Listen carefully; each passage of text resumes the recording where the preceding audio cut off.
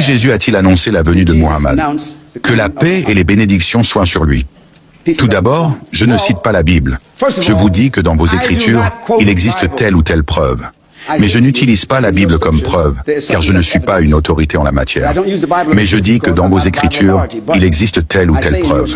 Si vous lisez attentivement votre Bible, vous trouverez que lorsque Jésus-Christ était dans la chambre haute, dans le jardin de Gethsémani, vous vous souvenez de cette histoire, n'est-ce pas?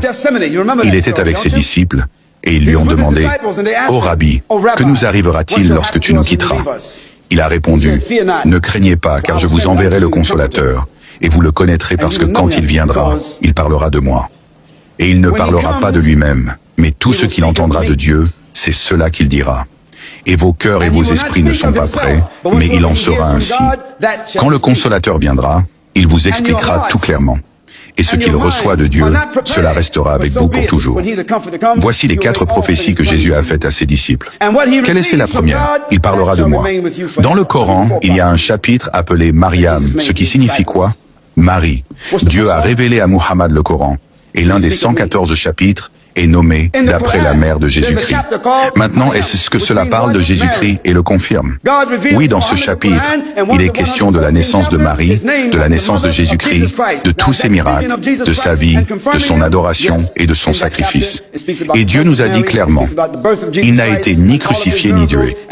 Maintenant, ne pensez-vous pas que dans un livre que Dieu a révélé à Muhammad, que la paix et les bénédictions soient sur lui, s'il mentionne la mère de Jésus, Marie, ne pensez-vous pas que Dieu aurait dû nommer l'un de ces chapitres d'après la mère de Muhammad? Il ne l'a pas fait parce que ce n'était pas nécessaire. Il était nécessaire de nommer un chapitre d'après la mère de Jésus, ou Jésus, parce que Jésus a dit quoi? Il parlera de moi, il me confirmera. Le Coran a fait cela. Deuxième point, il a dit, il ne parlera pas de lui-même, pas de ses propres paroles, mais tout ce qu'il entendra, c'est cela qu'il dira.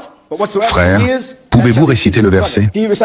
Ce verset du Coran dit concernant Muhammad que la paix et les bénédictions soient sur lui, que Muhammad ne parle pas de son propre sentiment, mais tout ce qu'il entend de Dieu Tout-Puissant, par révélation, inspiration, c'est cela qu'il dit. Est-ce ce que Jésus a dit?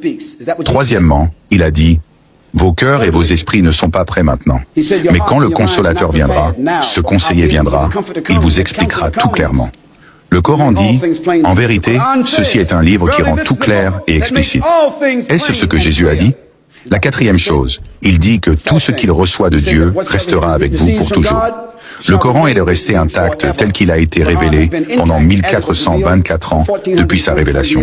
Et c'est ce que Jésus-Christ a dit.